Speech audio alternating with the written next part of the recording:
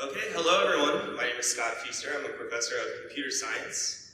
And I'm working with collaborators at Lawrence Livermore National Lab, as well as at UCLA, and they'll be featured in this talk as well. How many of you have had the chance to get in one of the Waymo cars while you're here? Raise your hand. Raise it high. Okay, all right, quite a few. How many of you feel prepared to build a self-driving car yourself? Raise your hand high. Our super user, Heath the Fever, I noticed you didn't raise your hand. Could you tell us what you were thinking there? I don't have a car, and I don't know how. Okay, all right, so Heath does not have a car, so no access. And he doesn't actually know how. Heath, do you think that would be a one-person job? Not for me. No. Okay. So now I want to do another question for the audience here. How many of you have an interest in someday, or maybe you already have, working on autonomous self-driving lasers? Okay, so some of you. So one of the challenges, though, is I don't know that we know how to build that. I mean, we've definitely been working on it, right? But maybe we can take some lessons from Waymo on how they actually built their self-driving car.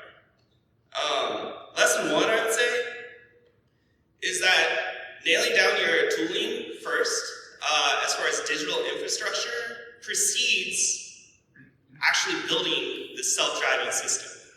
So getting what's called open-loop control through technology like LiDAR scanners to do a massive parameter scan of all the point cloud in the cathedral precedes putting that same LiDAR sensor on the top of a car and doing closed loop control where you're actually taking an action based on what you see. So that's lesson one. Lesson two, I looked this up because I thought it was really fun to be riding a self-driving car, and I found out that Phoenix was the first place that we had it. So lesson two is that you don't just deploy all over the country all at once.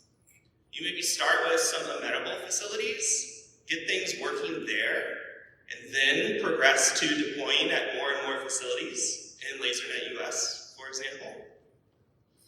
And then lesson three is they didn't even start on the road. They started at test beds. So they actually have this really cool test bed called Castle that was specifically designed to come up with basically problems that the cars are probably going to face, and then test those out and work out the kinks before they put them on the road. So those are three lessons. So if we want to design and deploy new data systems for the future in high-power lasers, and maybe we want to do massive parameter scans with open-loop type experiments, which is to say, just taking lots of data. Or maybe we're trying to build self-driving experiments where we have some kind of optimization or target set points. Should we build a test bed that we can test some of this stuff out on, like Waymo did? That's not totally simulated, because you could imagine just do it all on your computer, but maybe not actually on the real facility. Yes, of course. And so, enter Sidekick facilities. This is not a real high-power laser facility, but it's a sidekick to your high-power laser facility. But it has a real control system, like maybe you would put Epix or Tango on this fake facility. Maybe you put real pulsed hardware with real light sources, real motors, real trigger cameras, digitizers, computers, laboratory networking delays, all the good stuff that we run into in our real facilities. And even some high repetition rate data acquisition systems that we wish we had.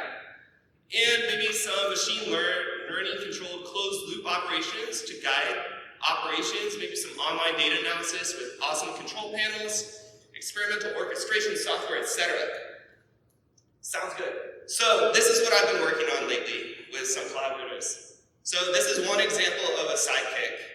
As you can see, we have the network, we have pulse generators, just like in the real lab, except they're not down to high precision, right? They're like microsecond precision.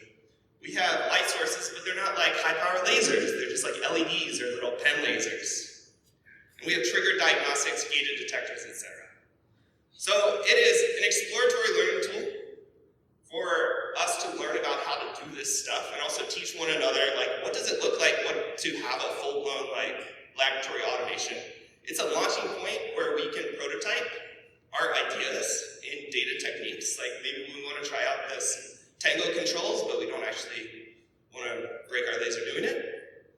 And it's also a test bed for our hardware. So maybe we get a new camera and we want to test it out. So it's open and it has online documentation. Continuing, the whole thing's open hardware, open software, open firmware, web documentation that looks something like this. I tried my best to make it approachable. It's a work in progress. You have the hardware files to do the 3D prints, also the embedded firmware, the software, etc., etc., etc. And so I would say start on a Sidekick. So here's one example in a little more detail of an actual Sidekick, where we take a laser pulse, have a shaped laser pulse, like you might see at NIF or something, all fancy, a faux scintillator, and a trigger camera.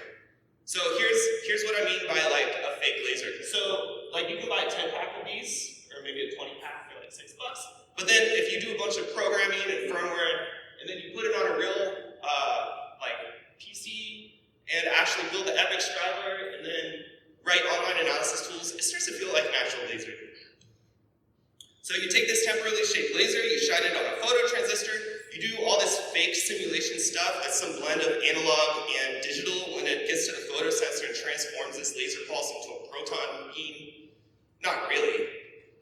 But you can misalign the laser and the proton beam goes away, things like that. And then in this case, we wanted to test out something with a scintillator, so we have this fake scintillator. It's actually just a little LCD panel that like projects a Probe's image, which is like kind of what you might see on your scintillator, and then pick it up on your camera. It's all triggered, feels like a lab. It's not, of course. But it really does feel like you're at the lab, for anyone who's been working in high-power lasers. So why would we do this? This was a ton of work. Why in the world would you do this? At the end of the day, you can't even do any science on this, right? So the same reason that you might validate your laser plasma ideas on something like Jupiter Laser Facility, then move to a Meg and then NIF, you want to use the smallest, most cheap, most flexible facility possible to work out as many of the kinks as you can before burning expensive shots. In the case of laser plasma physics, you can't do that on your office desk. But in the case of control systems, data acquisition, things like that, you can just do it in your office. So why in the world would we waste facility time?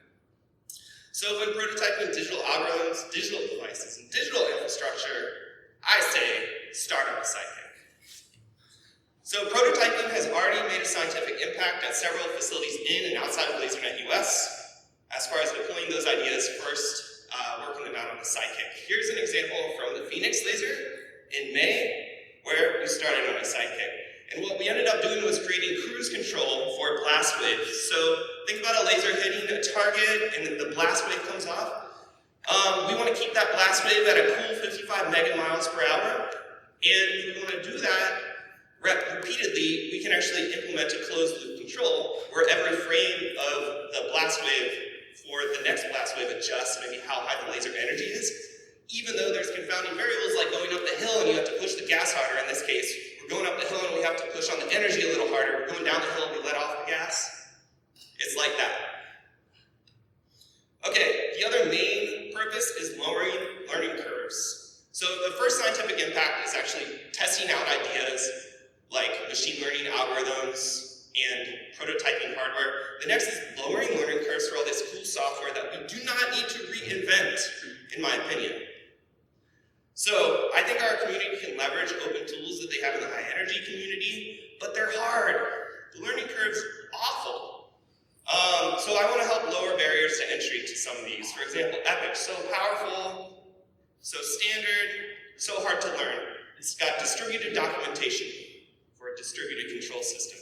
But maybe Sidekick can help show you an example of how you could do it so that you don't have to read through all the documentation for the very first time with no one who has done it before. Similarly, maybe you're looking at Tango controls. That can be daunting if you have no one who can give you the apprenticeship to teach you how to do it. Maybe try it first on a Sidekick.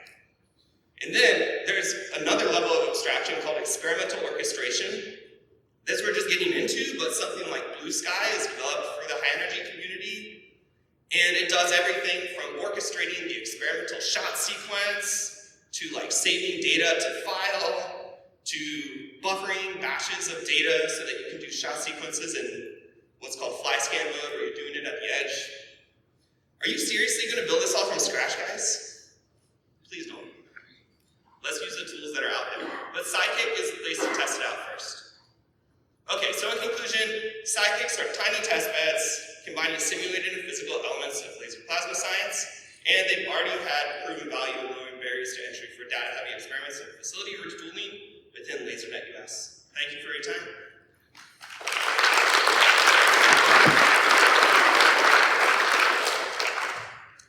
Thank you, Scott. Questions for Scott?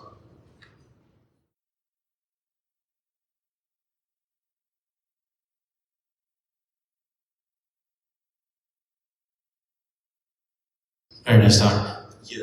Question, would you envision that each kind of facility have their own tailored custom setup that either they recommend? Even more, maybe each experimental thing that you're trying to do, you would kind of build something a little different to match it.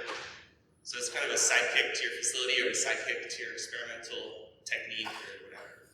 So are you designing a toolbox where you could like have a thing, a list of things that would be part of your experiment that you could bring in, build something out, and then have that. Yeah, and the people that are trying to innovate really hard are going to get lower and deeper into the details. And the people that are just trying to figure out what the heck's going on, maybe we'll just download something that already works.